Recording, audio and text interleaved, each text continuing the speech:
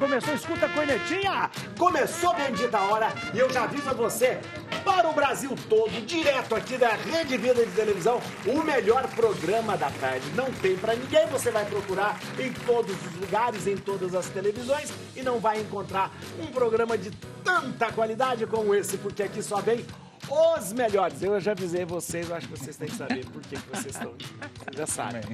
Por dois motivos. Primeiro, porque vocês são muito inteligentes. E outro critério é que seja bonito.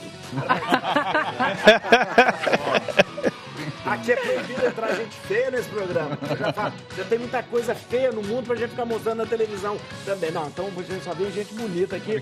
Foi por isso que vocês estão aqui. E eu quero já apresentar pra vocês quem vai fazer o programa hoje com você. André Della Creche, nosso treinador, a grande referência aí, ó, no personal treino, mas também aí, ó, entende realmente de nutrição esportiva, fisiologia, tudo que você pensar. Obrigado, André. Muito eu que agradeço, viu? o convite novamente, viu? Muito obrigado. Doutor Fernando Pimentel, nosso médico aqui, ó, especialista em transtorno bipolar, uma coisa interessante, né? Obrigado, viu, doutor, que tá aqui. É um prazer estar aqui. Muito obrigado mesmo, viu?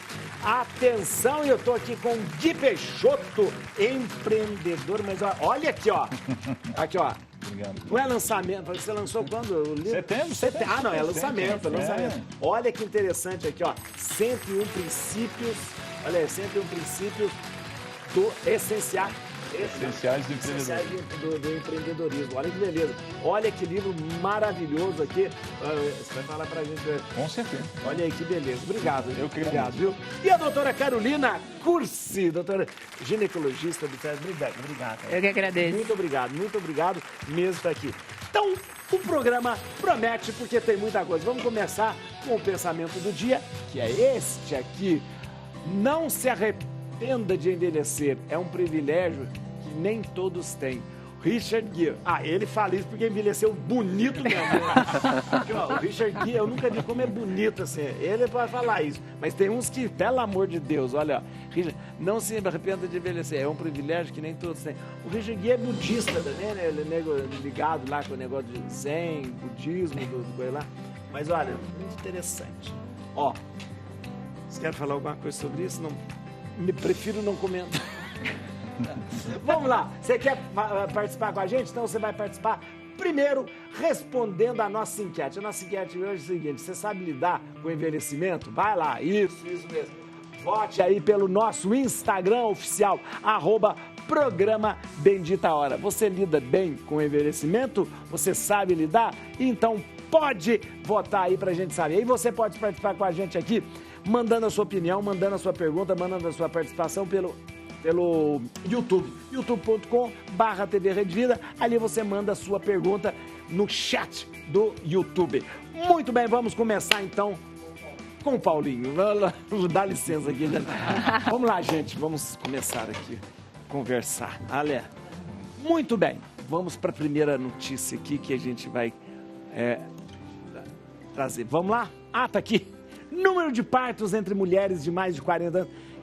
83% no Brasil, o número de... Mas antigamente tinha aquela coisa que a mulher tinha que... muito medo de engravidar mais tarde, muito medo porque tinha medo de complicação. Acabou esse medo ou acabou o perigo? Não, vamos lá. É porque a gente anda se preparando melhor para o parto, né? E a gente tem que entender que as mulheres, com toda essa questão, essa preocupação com uma parte profissional, ser empreendedora ou não, crescendo na sua profissão, padre, elas estão postergando a maternidade. Isso é fato. E a gente tem várias aí influencers, atrizes, que são o exemplo que a gente está passando por isso. Cláudia Raia com mais de 50 anos. 55 foi 55 anos, né? Então, assim, as mulheres, elas estão postergando a maternidade. Isso é fato. A gente não vai conseguir voltar atrás e pedir e falar para que elas consigam engravidar na melhor idade, que seria dos 25 aos 35 anos. 25. E continua. Essa é a melhor idade. 25 a 35 anos. Isso é o que, continua. Fisiologicamente falando, fisiologicamente, é o melhor. É o melhor. Só que acima dos 40 anos, a gente tem que contar com a oxidação que esses óvulos passaram, porque nós mulheres, nós já nascemos com a quantidade dos óvulos, e isso não muda. Não muda. Nasce, vai gastando, oxidando, e E depois dos 40, a gente sabe o risco de má formação. Você falou que isso daí ele envelhece, é envelhecimento mesmo. Os óvulos envelhecem. Envelhece. Então, a gente teve uma influenciadora agora que anunciou a gravidez e, infelizmente, passou por um abortamento e ela estava com uns 42 anos. Então, e é muito por conta disso? Né? Por conta disso. Agora, me diga uma coisa, os óvulos têm um recurso que você pode congelar os óvulos. Pode. É isso que a gente está vendo na sociedade, é o que está se passando. As mulheres, os casais, na verdade, né? Acho que só colocar para as mulheres também é sacanagem, né? Mas os casais, eles estão programando, padre. O óvulo congelado, mas o óvulo congelado, ele mantém, não oxida e tal.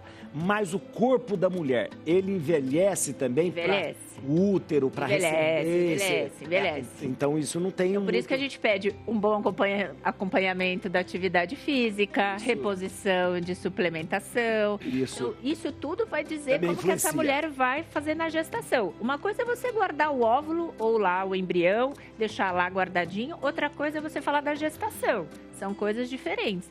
Não dá pra gente comparar uma mulher obesa, sedentária, com alteração do colesterol, com bipolaridade, enfrentando uma gestação do que uma mulher que foi se preparando, né? Ela foi se cuidando, então sempre mantendo um IMC recomendado, abaixo dos 25, mantendo hábitos de vida saudável, então evitar o tabagismo, o etilismo. Porque depende da mulher também, cuidar do corpo para que ela possa ter uma gravidez saudável, né? Uma saudável. Isso gera muita tristeza e esses transtornos de ansiedade e tudo mais nas mulheres, porque o fato é que nós mulheres envelhecemos, né? Acho que nessa mesa aqui é que corre o risco de envelhecer mais aqui dos três sou eu, né? Mas todo mundo envelhece. Porque a mulher, quando a mulher envelhece, aí perde a chance de guardar é verdade. 6 a 4 O homem não. O homem não. O homem não pode. Tem alguns artigos que falam que acima dos 50 anos tem alguma chance de aneuploidia, que são as malformações, mas assim, você vê muitos homens muito mais velhos tendo filhos, né? Não, mas eu ouvi um artigo sobre isso, como se os espermatozoides também envelhecessem. Também envelhecessem, né? Também envelhecessem. E hoje ainda os homens têm uma outra parte, que é o uso indiscriminado de anabolizante, de reposição hormonal, e que você depleta com essa produção de espermatozoide, e aí a gente vai ter problema também. Aí já tem mulher mais velha, aquele cara que usou a vida inteira anabolizante, e aí vai ter essa dificuldade. O anabolizante chega a fazer a pessoa ficar estéril, não chega? Não chega a ficar estéril, mas a probabilidade reduz muito. Tem que religar, né? Tem que, exatamente religar isso. O eixo, né? E quando você toma hormônio, você deixa de produzir os hormônios naturais, por exemplo, fisiológicos. Se você toma testosterona, o corpo vai falar, não, tá vindo de fora, então não vou fazer. Isso. Precisa mais. Eu tive durante um momento, que eu competi durante um tempo no fisiculturismo. Não tem como você competir sem utilizar hormônio. Sem utilizar. Eu tive que parar, reativar o meu eixo natural de produção. Consegue reativar? Consegue. Em alguns casos consegue. A gente tem aqueles casos que infelizmente não conseguem, mas aí eles voltam a produzir um pouquinho, mas aí eles não conseguem engravidar de maneira natural, mas conseguem através de tratamento, fertilização, inseminação e tudo mais. Demorei 8 meses. 8 meses para voltar. Reativar. Mas aí o que é? Com alimentação, né? Algumas medicações, o estilo de vida sempre foi bom. Sempre foi bom. Então isso fez com que voltasse mais rápido. Mas existe sim uma medicação. Eu passei com o médico, tudo certinho para conseguir reestruturar e aí conseguir engravidar. Mas chegou a zerar? Ixi, 128. Você tá brincando? 120. Porque assim, quando você faz uso, a minha tava mais até. A minha tava em 1.200. Para mulher é o que ela deseja, né, de testosterona. 128, nossa, estamos ótimos. Com os hormônios chegava a 1.200, 1.300. Aí quando você para, demora para voltar. Aí depois de 3, 4 meses estava 600, 550, que está dentro dos padrões.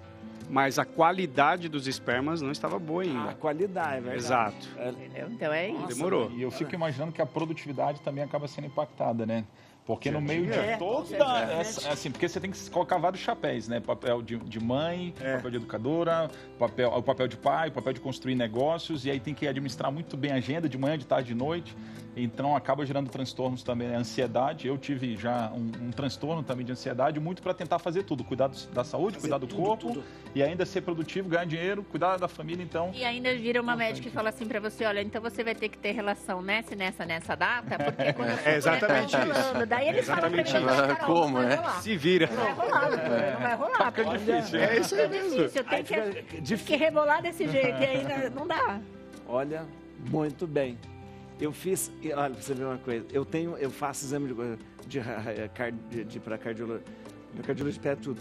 Eu tenho a minha contagem de testosterona, eu posso ter, se tivesse jeito, podia doar. Eu tenho 890, 880. A coisa pergunta assim, uma vez me perguntaram se eu aplicava coisa, eu falei, não.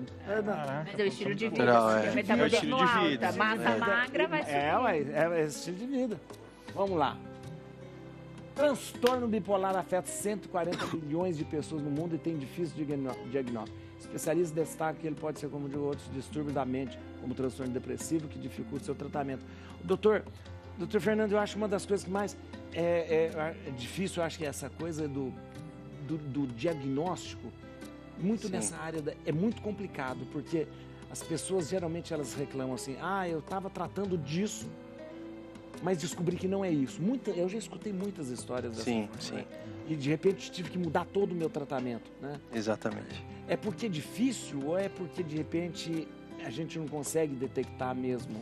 Isso começa pelo fato da psiquiatria, a gente não ter exames que detectam as doenças, Tem um né? exame de imagem, né? Que A gente tem 2 grandes manuais em que tem todos os sintomas, um determinado tempo, critérios diagnósticos, e na entrevista com o paciente a gente vai perguntando e ele vai falando esses critérios. Mas quando a gente puxa aqui para o transtorno bipolar, e por isso a grande dificuldade mesmo diagnóstico, por isso que demora tanto, o transtorno bipolar demora de 10 a 15 anos para ser diagnosticado desde o primeiro sintoma. Isso, doutor. É muito tempo de sofrimento. Sofrimento, E aí, a pessoa com transtorno bipolar, ela tem depressão, que é igualzinha a depressão comum, igualzinha, só que ela tem o outro polo, que é o polo de ativação, que tem a mania ou a hipomania. A mania é fácil de detectar, a pessoa sai muito do seu padrão. Mas a hipomania, que dá o... A mania é aquela coisa de que a gente fala que a pessoa como que diz, ela excitada, andando. Muito agitada, passa 3 noites sem dormir, falando sem parar, e ela não é assim, de repente, naquela euforia. Muita euforia ou muita raiva também, por outro lado, essa é a mania. A hipomania, ela até é valorizada nos nossos dias, que é essa hiperprodutividade. Tô fazendo um monte de coisa, né, assim, é verdade. Aí, né, segurar os pratinhos ao mesmo tempo e tá maravilhoso, aí as redes sociais estimulam isso, e a pessoa passa como tô bem. E não é o Só ideal, que né? Quem tem o transtorno vai pagar um preço, que é a depressão que vem depois. Que é a hipomania. A hipomania, a pessoa está um pouco acima de energia, então é um transtorno muito mais da energia do que do humor, propriamente dito. Então a pessoa tem mais energia que o normal, então ela está falando mais, está mais produtiva, ela dormia lá 8 horas, está dormindo 6 agora, e está produzindo bem, está mais sociável do que era. E todo mundo acha isso ótimo, ela não percebe isso como doença. Nem a pessoa percebe. Nem a pessoa, nem a família. Talvez algumas pessoas muito próximas entendam aquilo como uma mudança. Tá. Mas hoje em dia isso é visto como uma coisa boa. É o problema. E aí isso começa a atrasar o diagnóstico. Porque não vê isso como uma doença. E aí deprime, como é que vai ser diagnosticado? Como depressão. Transtorno depressivo maior, depressão normal. Indica com antidepressivo. Que não é o tratamento do transtorno bipolar. Aliás, piora o transtorno bipolar. E para piorar a situação toda, muitos pacientes que têm transtorno bipolar, eles até melhoram no começo com antidepressivo. Mas depois de 2, 3 anos de antidepressivo, eles vão começar ou ir para uma mania ou entrar num estado que é uma mistura das duas coisas ali, que começa a ficar agitado, mal, com muito sofrimento, mesmo tomando antidepressivo. Ou esse antidepressivo passa a não funcionar mais. A pessoa melhora, isso é muito comum. Toma antidepressivo, melhorei. Dá uns 2 meses, piora de novo. Vamos aumentar a dose. Melhorei de novo. Dá mais 2 meses, piorei. Troca remédio. E assim vai indo, a hora que a gente vê o transtorno bipolar. Então, mas o transtorno, o diagnóstico do transtorno bipolar é essencial, então, na vida de uma pessoa que, de repente, pode estar a vida toda sendo tratada como outra coisa e sofrendo aí. E as mulheres, né? Porque a gente tem essa oscilação. Oscilação, né? Sim. Oscilação de humor. Então, acho que para as mulheres a gente vai levar um tempo maior ainda para fechar um diagnóstico, né, de bipolaridade. Pode demorar. O que facilita um pouco para a mulher é que ela procura ajuda. O homem já não procura. Não, a gente eu imagino. Ir no médico, imagina, psiquiatra, Eu queria trazer um relato que um dos meus sócios, a esposa tem bipolaridade. E foi muito importante a parceria deles nesse processo, sabe? Porque, de fato, ele relatou essas situações, né, dessas mudanças de humor, mas por isso que quando a gente pensa também em termos de negócios ou construir negócios, foi fundamental ele ter tempo para poder se dedicar para ela e ela poder também aceitar.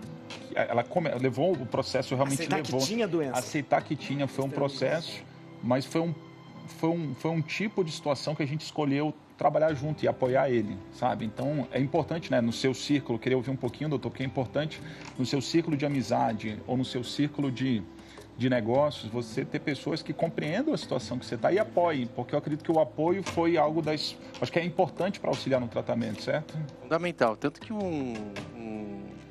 das linhas de psicoterapia para o transtorno bipolar, que não precisa nem ser de psicoterapia especificamente, chama psicoeducação.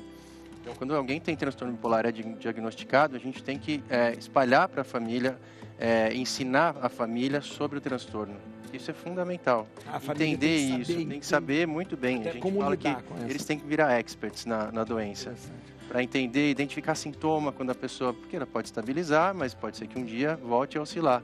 Entender os sintomas, apoiar, entender que aquilo não é da personalidade ou nada disso, que é uma doença realmente. Isso pode ter origem genética? É de origem genética? Sim, é de origem genética. 70%, sim.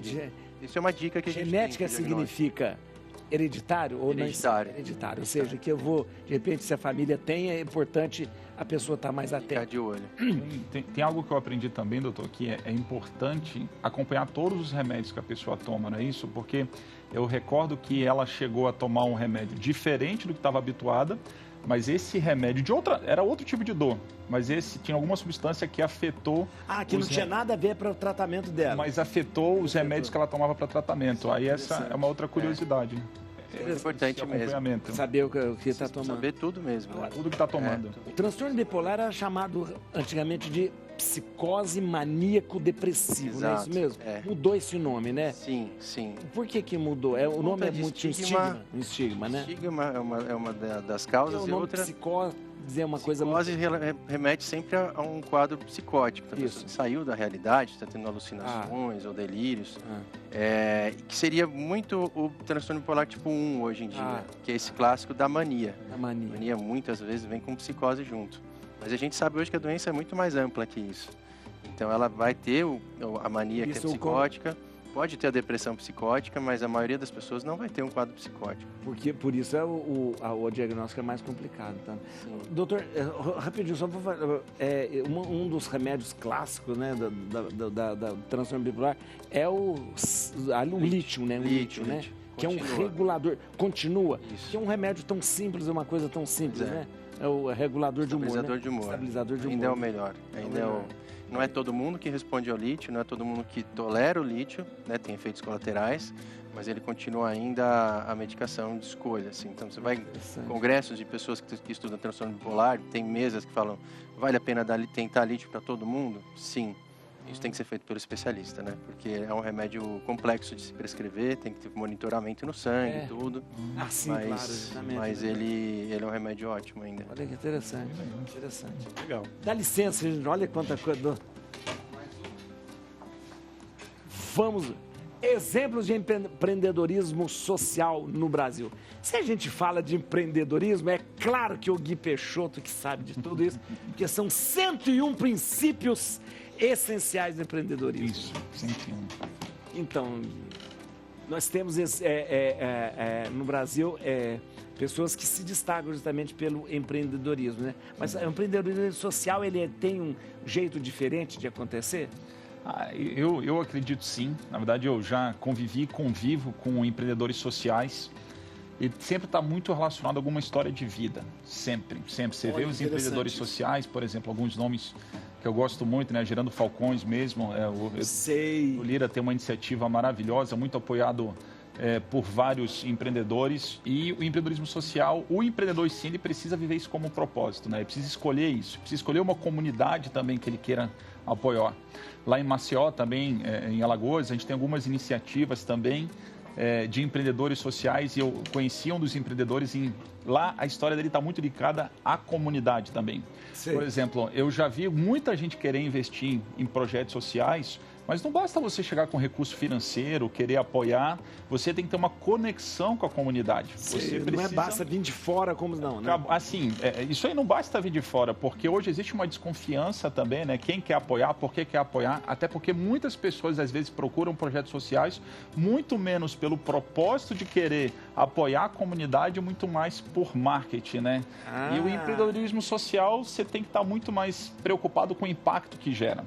E eu gosto de projetos sociais que o empreendedor social ele está pessoalmente acompanhando o impacto que gera. Quais são as famílias que foram impactadas? Quais são as histórias daquelas famílias que foram impactadas? Eu acredito em empreendedorismo social quando tem a participação efetiva, não só do empreendedor social que está construindo o projeto, mas do ecossistema que está em volta. Então, você que quer contribuir com algum tipo de projeto social, essa contribuição tem que vir principalmente com o seu tempo, do que o seu dinheiro. Apesar de precisar de recurso de financiamento, eu acredito que a transformação social vem muito de histórias inspiradoras. Então, às vezes, empreendedores querem doar dinheiro, mas muito mais é você ir lá na comunidade ou na favela, contar a tua história, o que te inspira, e a tua história servir de inspiração para as pessoas da comunidade. Interessante, você falou muito mais do que simplesmente ser financiador, né? Se envolver com o projeto, né? Todos os projetos, principalmente esses que eu citei, existe muita participação, principalmente esse que tem destaque, né? Gerando Falcões é um deles. Ele se vê a participação e histórias muito bonitas, não só de financiamento, que é importante, mas você garantir também que o recurso vai chegar onde ele precisa chegar. Então, eu acredito muito na força. O empreendedorismo combinado com a educação. Eu acredito que são as duas forças fundamentais para ajudar a transformar nosso país, as pessoas. Todos nós, de alguma forma, ou estamos empreendendo, ou estamos em contato com o empreendedorismo no dia a dia. E a gente precisa, parte da nossa agenda, também doar o nosso tempo para contribuir com atividades sociais pessoalmente. Eu acredito essa coisa da atividade social ainda é chamado terceiro setor, assim, já, ou não? Não, assim, ainda se chama. Na verdade, até é uma forma natural de se conversar e se comentar para citar, né? Mas eu acredito que existem muitas iniciativas, né? E muitos projetos que, por mais que não tenha essa característica ou não tenha realmente esse tipo de rótulo, e tem muitos outros que não têm esse tipo de rótulo característica. Às vezes a sua empresa mesmo, você não está diretamente envolvido no terceiro setor, mas você tem um projeto dentro do seu negócio que tem iniciativas para ajudar. Por exemplo, eu gosto muito de projetos que você não envolve só o treinamento dos seus colaboradores, mas também tem iniciativas para treinar os filhos dos seus colaboradores. Interessante, Tem muitos programas e muitas empresas que ela não se preocupa com a formação só do funcionário, porque às vezes a empresa que só forma o funcionário está preocupada com a produtividade da empresa. E não é só sobre preocupar com a produtividade da empresa. Eu amo produtividade, mas quando você estimula as pessoas a trabalharem genuinamente, a produtividade vem por consequência. Então, quando você envolve a família, quando você envolve os filhos, quando você envolve pai, mãe, quando o colaborador percebe que você está cuidando genuinamente deles, naturalmente ele vai se doar mais. Cuidar dele é cuidar da família, né? Interessante. Também. E ele é verdade, naturalmente... Por exemplo, a época de Natal agora, e não precisa ser, obviamente, na época de Natal, mas algumas empresas que eu conheço estão bastante envolvidas com a data comemorativa de seja entregar um Chester, seja entregar presente ou cesta básica. Agora, o que eu recomendo é não ficar só no básico, né? Vai fazer uma ação dentro da empresa, faz combinada junto com uma ação social dentro de uma comunidade, vai dar para os colaboradores, mas incentiva os colaboradores também a fazerem entregas de cesta básicas para uma comunidade e que isso não seja, de novo, às vezes tem gente muito mais preocupada em fazer isso por mídia. Isso é o problema. A gente sempre esbarra nisso, né? Tá vendo, de repente... E quer ver algo que eu aprendi muito curioso? Por exemplo, uma das iniciativas que já me provocaram fazer é montar um instituto. Aí me deram uma dica, porque acho que a gente tem que se doar para isso, né? Aí me deram uma dica, me falaram o seguinte: Gui, mas faz o seguinte, não faz nada ainda sobre o instituto. Primeiro, cria os cases. Primeiro, muda e transforma a vida das pessoas. Pega as pessoas que tu já transforma, Depois isso vai ser conhecido naturalmente. Porque muitas pessoas, às vezes, quando querem montar o instituto, o que elas fazem? Estou montando o instituto, já estou fazendo o instituto. Já tem um instituto. Aí você percebe que primeiro está sendo o marketing do que está sendo o impacto. Então isso daí foi um grande aprendizado para mim também. Interessante mesmo. Dá licença, ela é mais um? O Paulinho lá falou. Paulinho. Exercício físico sem acompanhamento profissional pode trazer consequências sérias à saúde. Articulações mais adjacentes são a coluna vertebral, o joelho, o ombro. E aí, nós temos aqui realmente uma referência mais do que treinador, né? Essa coisa da gente não ter alguém que está ali do lado prejudica mesmo? Tudo que a gente procura fazer com excelência, a gente procura um profissional. É verdade. Profissional, grandes profissionais aqui na mesa. Verdade. O exercício físico, ele ganhou uma notoriedade agora, principalmente depois da pandemia, então tem muita gente indo praticar exercício. Isso é ótimo, excelente. Porém, nem todos estão preocupados com o mínimo de orientação. E aí o que acontece? Começa a aumentar o risco de lesões. Não só o risco, o número de lesões. Que realmente não tem a mínima instrução, ou a pessoa ela entra num estado de querer alcançar resultado muito rápido. E esse resultado muito rápido a gente sabe que não existe uma progressão, e aí começam a vir as lesões, né? E não somente as lesões, estava até conversando com o doutor lá fora. Quando a pessoa começa, por exemplo, um programa de emagrecimento, de qualidade de vida, e ela vai treinar sem instrução ou sem buscar orientação, ela se machuca, não consegue emagrecer e entra em frustração, podendo abandonar o exercício. Verdade. Então, quando a gente traz essa pauta, é realmente muito sério, porque eu não cuido somente do curto prazo. Eu cuido da qualidade de vida e a longevidade desse indivíduo. A instrução é importante para eu conseguir trazer esse indivíduo para o exercício, transformar a vida dele em questões de saúde, qualidade de vida, saúde mental, psicológica, né? E para que isso aconteça, precisa ter a instrução do profissional. Então, isso serve para quem vai treinar. Então, você que está buscando praticar exercício, procura alguma orientação, procura um professor. Talvez a pessoa não consiga pagar naquele momento, vai a alguma academia, chama o professor responsável, eu quero fazer esse exercício, ou vai num parque, procura alguma assessoria de corrida, para você começar a correr com segurança. Até para corrida? Tudo. Olha que coisa interessante, a gente pode sair feito louco, correndo aí, achando que está fazendo certo. É sobrecarga, e a sobrecarga causa lesão. O André, uma coisa, o fato do exercício físico que começou a ser assim, feito de qualquer forma, tem muito dessa coisa desses aplicativos. Tem um monte de aplicativo ensinando a fazer exercício como se ele fosse um instrutor. E mais do que um monte de coisa na internet. Você quer essa barriga, você vai perdendo. Então faça isso todo dia. Faça exercício. Cada hora um inventa uma coisa dizendo: faça esse exercício, você vai perder a barriga. Faça isso, você vai perder. É uma coisa mágica, né? Como se fosse uma coisa, tem muito disso. Vou falar. Faz exercício da cadeira, faz exercício do quê? Essa questão de procurar o profissional, eu vejo, sabe quando que elas obedecem? Quando estão na gestação. Aí elas vão. Aí eu falo, doutora, posso fazer exercício? Quem é seu professor? Isso né? Aí pode. Aí procura. Aí elas procuram direitinho, viu, André? Eu acredito. Porque o risco é maior, né? Então ela tem uma vida ali a zelar e precisa cuidar, e realmente ela vai investir. Mas por que não investir antes? Porque está correndo risco, né? A questão dos aplicativos, por exemplo. Eu acredito que hoje os aplicativos eles são um tipo de intermédio, ao meio. Bom, talvez eu não tenha a instrução que eu precise ou que eu consiga pagar, mas eu tenho os vídeos que me explicam como fazer. Então, eu acho que é um meio termo que cabe bem nos dias de hoje. Eu, por exemplo, eu tenho trabalho de consultoria online. Mas tudo bem, é consultoria. Isso. Ela é personalizada. Dentro do aplicativo.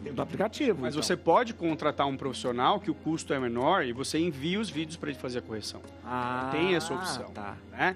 Outra coisa, que aí é realmente mais impactante, rede social. A pessoa coloca lá o antes e depois dela, tenha esse resultado em 15 dias. Não caiam nessa falácia. Não consegue. E a pessoa ali desesperada, tá chegando o verão, né? Aí agora... Busca pelo seu corpo ideal, né? Nem realidade. Nem cirurgia. Vai precisar de uns 6 meses para se recuperar, se fizer cirurgia. Precisa de uma estrutura. Disciplina, alimentação, aquela coisa toda. Não adianta, né? Não tem outro caminho, não tem atalho para o resultado do emagrecimento. Porque a gente não pode pensar no emagrecimento em algo que tenha prazo determinado. Eu vou fazer 2 meses. Então. Não, meu amigo, é a vida inteira. Você vai ter que fazer exercício a vida inteira. O resultado estético ali e da saúde também vai ser uma consequência da constância, do hábito e de deixar que isso se torne uma rotina na vida da gente. Isso é importante, é a vida inteira. Não tem idade, é a vida inteira. São adaptados, tá? Sabe quando se para o exercício? 7 dias antes da missa de 7º dia. Nós vamos para o intervalo, vai ser rapidinho, mas vocês sabem que no final do programa... Não, eu sempre escolho alguém escolhe uma música para terminar o programa. Então, eu sempre escolhia uma pessoa assim. Aí o pessoal começou a falar que eu estava sempre escolhendo as mesmas pessoas. Agora eu sorteio para saber quem vai escolher a música para ser. Eu acho que... É o número 4, a doutora Carolina vai escolher. Eu ia falar, nada mais justo, eu sou única. Ladies first. Tá certo. Quem? Eu já escolhi minha música. Qual? Vamos lá. Posso já falar? Pode, para isso. Vamos cantar parabéns? Parabéns. Ai, gente. Você vai ter café, olha que beleza! Tô combinado. Não, claro que não. De maneira nenhuma, não pode mentir com a padre. Juro que eu pensei que tava tudo escrito 4 aqui. Juro, eu falei, eu pensei, não tá escrito tudo 4 não, ela tem 3, tem 4. Tá certo. Tá certo, olha aí. Obrigado. Os convidados, em nome de todos os telespectadores da Rede Vida, muita saúde, que o sacerdócio do Senhor continue sendo tão válido para tanta gente do Brasil todo, viu? Obrigado, viu? Obrigadão. Olha, a gente vai tomar café com o bolo, mas põe essa música pra terminar, no final do programa. Vou pensar na minha Não, faz a fala agora. Agora. Então é Natal, Simone. Tá bom, vai ser Natal do Senhor. Tá bom. A gente vai pro intervalo e volta rapidinho. Olha que beleza, ó. Vamos comer um pouco. Comemorando aniversário, eu botei bolo. O bolo tá muito bom. Tá muito bom. Gente, muito bom mesmo. Estamos tomando café com bolo. Se tiver sujo, eu falo a boca, mas não tá todo mundo. Tá bom? Todo mundo bem? Tá bem, todo mundo Tá bem. Tomando café com açúcar. Só eu tomando café com açúcar aqui. E vamos lá. Você já misturando? Já coloquei. Vamos lá, para mais uma notícia aqui, ó.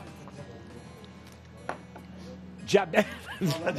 Olha só. Como que eu falo agora? Como vocês querem que eu fale? Mas o café sem A única mulher... Vocês estão me colocando na berlinda, Pelo né? menos o café tá sem Mas o açúcar. café Eu fui pro paredão. É isso, eu fui pro paredão, tudo Você bem. não tá grávida, não, né? Não. Diabetes gestacional é gravidez de risco? Veja os sintomas e cuidados com diabetes na gestação.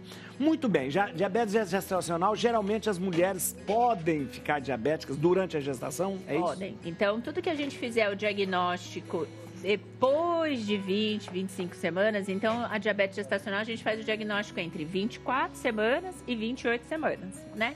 Por um exame específico de sangue que as mulheres têm que fazer, as gestantes têm que fazer. Se a gente descobre essa glicemia antes de começar o pré-natal, a gente já sabe que ela já tinha uma alteração da glicemia antes e que vai piorar durante a gestação. A gente pode falar que tinha uma tendência ou não? Na verdade, a gente pode falar que não tinha o diagnóstico correto antes. Entendi. Então, se a sua esposa, no primeira glicemia dela, já veio uma glicemia acima de 91, já posso tratar como tal para evitar que ela venha desenvolver a diabetes gestacional logo com 28 a 24 semanas. A gente antecipa esse exame, entendeu? E a diabetes gestacional, sim, ela é uma gravidez de risco, porque ela pode ser uma das causas de neném que nascem enormes, acima de 4 quilos. Então, a diabetes gestacional, ela pode ser um dos fatores que levam a ter macrosomia, que é o termo correto. É aqueles bebê grandão? Aqueles bebê grandão. É isso. Nossa. E aí, o bebê nasce grandão. ele está acostumado com aquela oferta de açúcar, né, durante a barriga da mamãe, e quando nasce, são aqueles bebês que nascem grandes e precisam ficar controlando a glicemia. Também da criança? Da criança, para ver se você não precisa dar um aporte maior de leite, para o bebê não passar mal.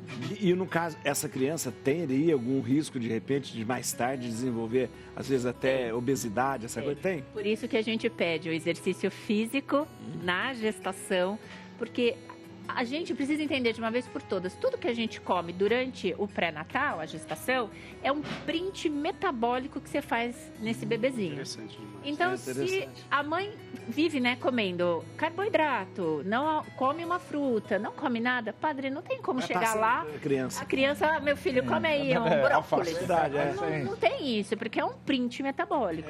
E se você quer evitar diabetes, pressão alta, obesidade, nessa criança é no pré-natal que você tem a chance de corrigir. Por isso que pede, vai engravidar?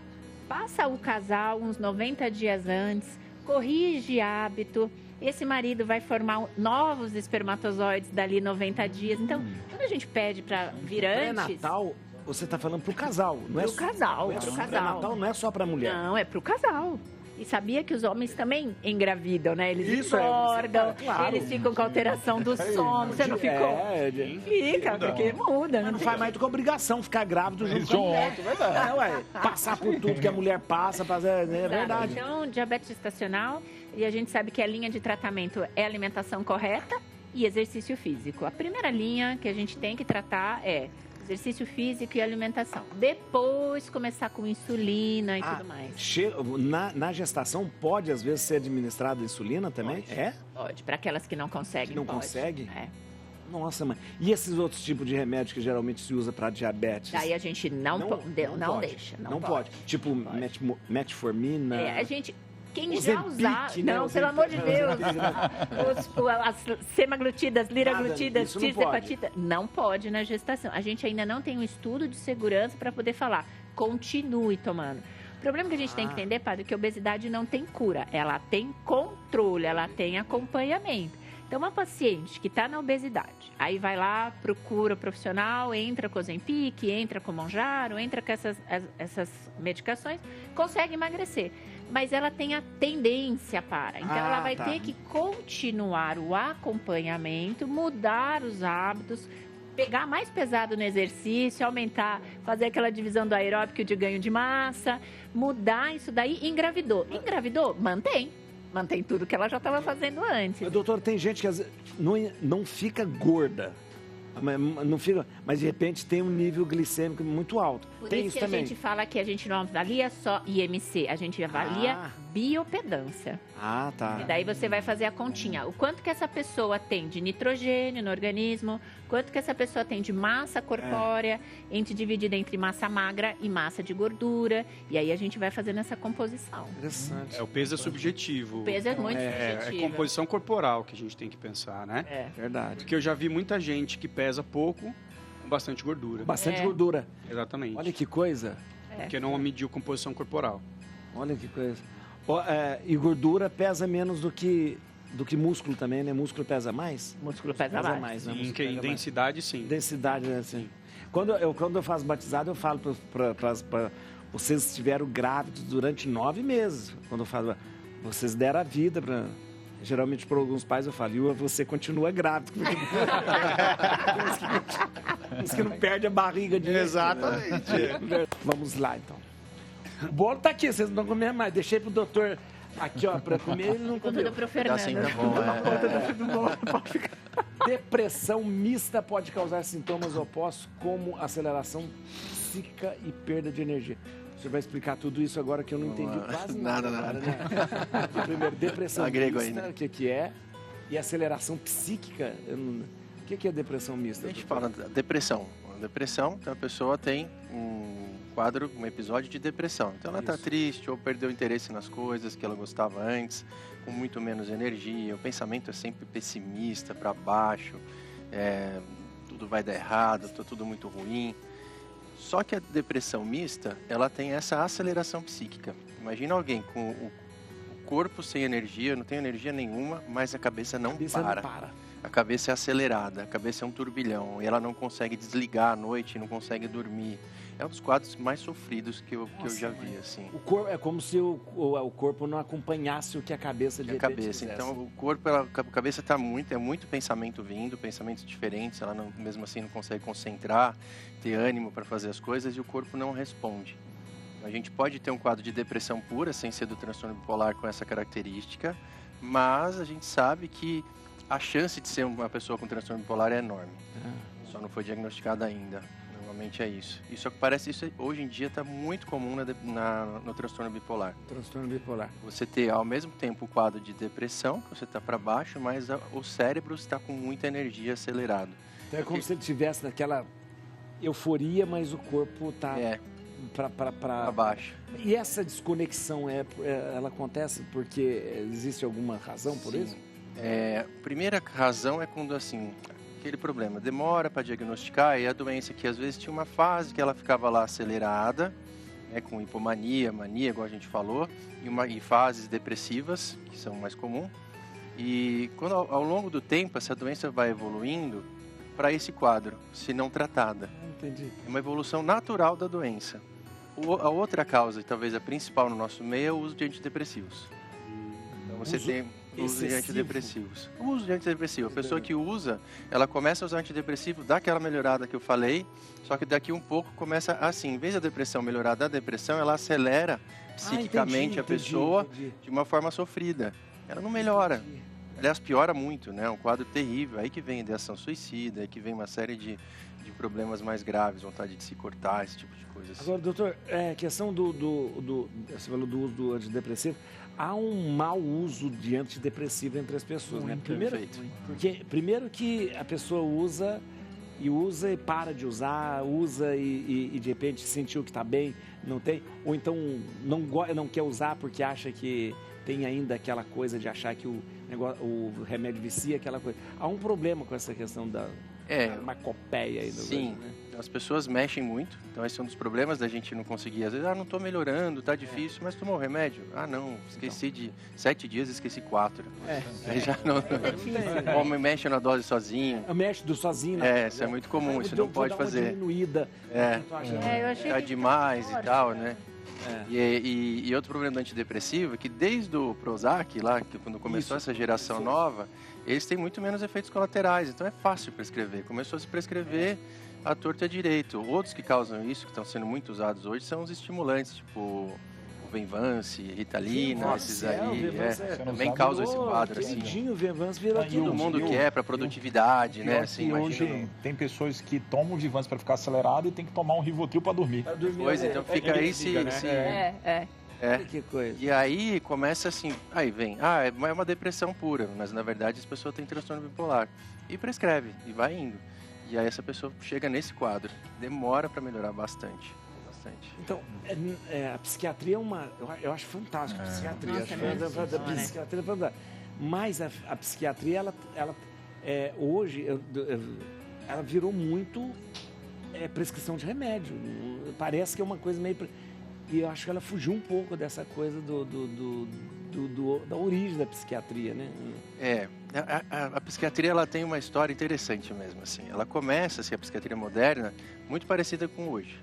O entendimento das doenças, assim, né? Nem tanto a questão de remédio, porque não tinha. Não tinha, né? Mas lá no final do século XIX, começo do século XX, os pesquisadores da época classificaram as doenças muito parecido com o que a gente classifica hoje. Aí veio o Freud. Sim. Ele puxou a psiquiatria para a psicanálise, para a psicologia. Sim. Aí ela ficou bem longe da medicina e foi lá mais perto da psicologia. E agora a psiquiatria volta para a medicina de novo. E aí talvez essa volta venha com essa cara da medicação. Mas a gente sabe que não é só isso. É importante, claro, a medicação é importante. Tem que ter atividade física, tem que ter estilo de vida, tem que dormir e acordar no mesmo horário, ter rotina, tem que ter um monte de psicoterapia junto. Salva a vida para ela. Mas de repente... Eu acho que... Não, eu estou falando do paciente. Ele confiar só na medicação é uma coisa meio complicada, né? Vamos supor, Aí eu vou tomar esse remédio, então tô bem. Os problemas acabaram. Meus problemas acabaram. Não é isso, né? Não, Existe uma mudança de vida, uma mudança... É porque acaba que essa vontade de ter tudo rápido tá em tudo, né? Tá no negócio... Exato, Tá na academia, tá no remédio. É verdade. E aí, eu não sei se eu estiver errado, o doutor me corrige. Tem que entender também o porquê que isso começou, né? Por que desencadeou isso? Para desenvolver essa depressão e tudo mais. E começar esse tratamento lá de trás. E ver essa questão da as pessoas família, confundem muito depressão e tristeza, né? As pessoas confundem muito. Eu acho que eu vejo isso porque eu faço tratamento de reprodução, né? Então eu vejo assim, quando os casais começam naquela sequência do negativo, eles estão passando por um momento de tristeza. Um momento de tristeza, ponto. Não é uma depressão, não é uma coisa assim, claro que precisa acompanhamento e tal. Eu encaminho, porque eu acho que cada um no seu galho, no seu macaco, né? No seu galho, macaco no seu galho. Então eu acho isso importante, mas acho que a gente, daí o que acontece? Você tá triste, vira sua coleguinha lá do serviço e fala assim, ó, a minha amiga tomou isso aqui, ó, e deu certo. Você não quer tomar? Vai tomando, porque não precisa ter no psiquiatra. A pessoa tá tomando, ela fala, eu tô tomando sertralina, você não quer um, não? Desse jeito. Foi bom pra mim, acho que vai Pois é, vai dar certo. Aí volta pra mim na consulta, o casal tomando, eu falei, mas quem te deu com isso? Que receita que chegou? A pessoa tá sem dormir, nem indico, mas toma um chazinho. Não, eu dou uma... Não. Já é um remédio. Minha grande mestra, a doutora Doris Moreno, ela fala assim que os sintomas, eles sempre vêm mal acompanhados. Então, você nunca tem um sintoma só, isso não faz a doença. Ele sempre vai ter outros sintomas que vai compor aí a síndrome toda que... Não é uma coisa só. Não é uma coisa só, uma tristeza. Tristeza, mas a perda de energia, mais... É uma coisa importante da sociedade atual, é assim... A sociedade não permite que as pessoas fiquem tristes. Não, você não pode. Você não pode, você não tem o direito. E a tristeza como uma emoção, você tem o direito de sentir ela. Você pode um dia estar triste. E tudo bem, né? Tudo bem. Então, as pessoas não podem estar tristes. Ah, tem alguma coisa errada. Não tem nada errado, né? Não tem nada errado. É normal, né? É saudável. É saudável, né? Vamos ver mais aqui, gente. Entenda os riscos de energético pré-treino com cafeína que prometem resultado mais rápido na academia. Agora eu quero falar. Muito bem. Os pré-treinos que a pessoa toma, geralmente, pré-treino é que toma antes de ir para o treino. É aquela coisa que vai para o treino ou aquela que fica com a garrafinha o tempo todo. O pré-treino, na verdade, você utiliza como forma de suplementação, a gente chama de recurso ergogênico, né? Que é para melhorar a performance, a pessoa conseguir treinar com mais intensidade. Mais intensidade. Mas aí, com a cafeína, ela é um estimulante. Isso. É o principal estimulante dos pré-treinos, tá? Cafeína. E são liberados. Para você utilizar. Porém, o que acontece? As pessoas extrapolam. É aquele ditado, né? O brasileiro, infelizmente, tem muito isso. Calha tudo, né? Se deu certo com essa quantidade, eu vou dobrar, porque vai dar mais certo ainda. Vai ser mais rápido. Os remédios, né? Remédios. Não tá indo bem, eu vou dobrar. Teve uma época que a creatina ela foi proibida no Brasil por causa disso. Tanto que as pessoas não se com 3 gramas tá bom, vou tomar 9. Né? E aí o que acontece? Inclusive, nós estávamos conversando sobre isso também lá fora. Às vezes a pessoa ela já tomou café o dia inteiro. Então ela já está com a quantidade de cafeína dela lá em cima. Tomou lá, sei lá, já quase 300 miligramas de café e nem sabe. E ela vai e toma um pré-treino com 200 miligramas. Estourou a quantidade máxima recomendada. O que vai acontecer com essa? Quais são os riscos? Arritmia, hipertensão. Pode sim, se a pessoa não souber, ela tiver algum problema cardíaco, infartar na academia. Então, sim, o risco ele existe. Utilizar pré-treino, você tem que saber a quantidade que você pode utilizar. E o grande problema da cafeína é que ela entra em saturação.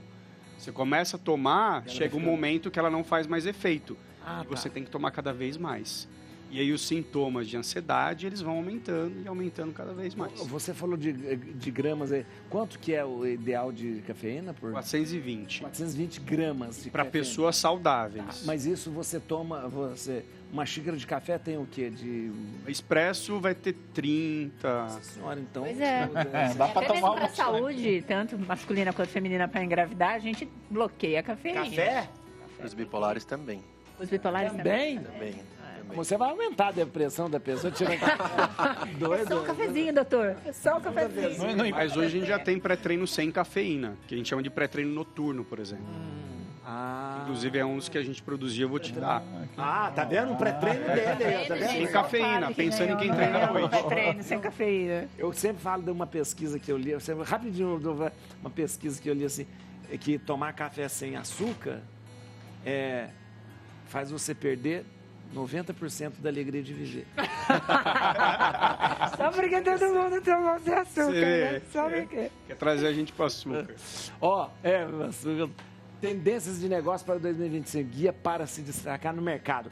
Aí, Sim, isso aí tem muita coisa acontecendo. 2025, vamos ver. Isso. Não, que eu tenho, e eu gosto de compartilhar coisas que eu vi na prática, que eu acompanho, que vem dando certo.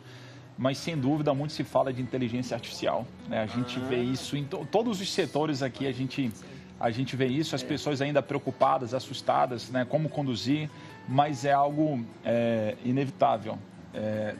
E os negócios precisam acompanhar isso. Né? Então, um dos caminhos é primeiro que você é empreendedor, você tem que acompanhar isso e vão surgir muitas oportunidades. Né? Tem muitas consultorias de tecnologia hoje que estão indo para como ajudar as empresas a ficarem mais automatizadas, como ajudar as empresas a aumentarem a produtividade. Então, isso não é de hoje, é uma tendência que vem de muito tempo, vai continuar surgindo, mas outros negócios muito fortes é o negócio de educação. A gente pode ir em todos os setores também, interessante. Né? Eu tenho visto bastante, seja em academia, né, profissionais de saúde, seja em outros negócios. Está crescendo muito a vontade das pessoas compartilharem e ensinarem. Então, a educação é algo que continua sendo uma tendência. Eu acredito muito se for feito com responsabilidade, com consciência, com fundamentos, né? Tanto que eu gosto e é algo que eu venho me dedicando bastante. Mas eu acredito muito ainda que franquias é um negócio que continua sendo. Franquia, eu acredito assim, é aquele modelo que deu certo, que tem que ser replicável. Sim. E que pode ser replicável. O que acontece só que as pessoas, quando olham para a franquia, é muito simples, né? Não, franquia já está tudo pronto, é muito fácil, é só implantar. Eu já tive franquia, pensei assim e deu errado. Quebrou a cara. Quebrei a cara, porque você acaba querendo criar aquela ideia que como já testou, já tem centenas e é só pegar e implantar. Não, qualquer negócio, mesmo que seja franquia, mesmo que esteja padronizado, alguém tem que ir lá inspirar, liderar, checar. Então, franquia é algo que eu continuo acreditando que tem bastante potencial. Negócios de gastronomia, quando a gente fala de gastronomia, a gente vê muito produtos fitness cada vez mais também sendo produzidos. Tá vendo, André? Aqui, ó. Cadê? Mostra aí. Aqui, ó. Principalmente... Vamos lá. Olha lá. Acho que é um bom momento. Puxei o assunto. Isso aqui, ó. Essa aqui é a primeira proteína salgada do mercado. Isso é um whey protein salgado. Whey protein salgado. Whey protein salgado. Esse aqui é um pré-treino sem cafeína, mastigável, sabor tutti-frutti. Chicletinho. Mentira. Chiclete. Essas são as proteínas que eu trouxe para vocês, ó. Olha, gente. Provar. Sabor. Obrigado, olha que beleza. Mas falando de inteligência artificial, que beleza. a medicina A sua tá aqui depois. foi a primeira vez que agora colocaram para avaliação dos óvulos. Porque até então não tinha uma avaliação. Porque quando você faz a captação dos óvulos e quer guardar, qual que é a pergunta da paciente? Mas, doutor, esse tá bom, não tá? Não se tinha. Aí, através da inteligência artificial criaram-se programas que vão avaliar medidas, como que ele reagiu na captação para poder falar, esse óvulo vai dar bom, esse óvulo não vai dar. Avaliação física também. Avaliação tudo pelo digital. Você avalia a composição corporal da pessoa por inteligência artificial. Acabou o programa? Agora que Eu tava aquecendo, eu tinha... meu Deus, tem 10 negócios ainda pra falar. Olha lá, não comeu o bolo, tá vendo? Olha lá. Eu comi. Atenção nessa enquete, vamos ver como você lida com o envelhecimento. Como que é a pergunta? Você lida bem, sabe lidar com o envelhecimento? 58%, 41,... Não, metade. Meia. Metade, 41,2%. Sei. Vamos lá. Gente, olha aí. Vamos ver a música da doutora Carolina, meu Deus do céu. Vamos lá. Isso aí é muito nostálgico. muito casa de pai, de mãe. André, obrigado, André. Muito obrigado pelos produtos. Esse aqui é meu que você tá dando? Isso daí você pode fazer com arroz. Você não quer colocar ovo, por exemplo, no arroz? Você mistura e faz um risoto proteico. Esse aqui é um chicletinho pra tomar antes. Esse é pré-treino sem cafeína. Que legal. Sem cafeína. Olha que beleza. E esse é seu também. E esse é meu também. Oh, que beleza, hein? Fernando, só a gente que sai daqui sem ganhar presente. Ganhou, se ganhou. Eu trouxe. Então tá bom, pelo menos o livro. Atenção, siga o André Delacreche, atenção, no Instagram dele, @André Delacreche, com 2 L's, tudo junto. O site dele é andredelacreche.com.br e a clínica Delacreche. Vamos lá, obrigado, André. Doutor Fernando Pimenta, muito obrigado, viu, doutor Fernando? Quantas informações importantíssimas. Obrigado. O Instagram do doutor é @doutordr.fernandopimentel. Doutor Fernando Pimentel, obrigado, doutor. Gui Peixoto, olha, atenção, o livro em todas as livrarias, pode adquirir aí. E você vai seguir no Instagram, @Gui, com Y, Gui Peixoto. Gui Peixoto. E a doutora Carolina, muito obrigado, doutora Carolina, aqui ó, a doutora Cursi. Você vai seguir no Instagram, @doutora.Carolina Cursi, tudo junto. Tchau, acabou, aumenta o som. Muito bom.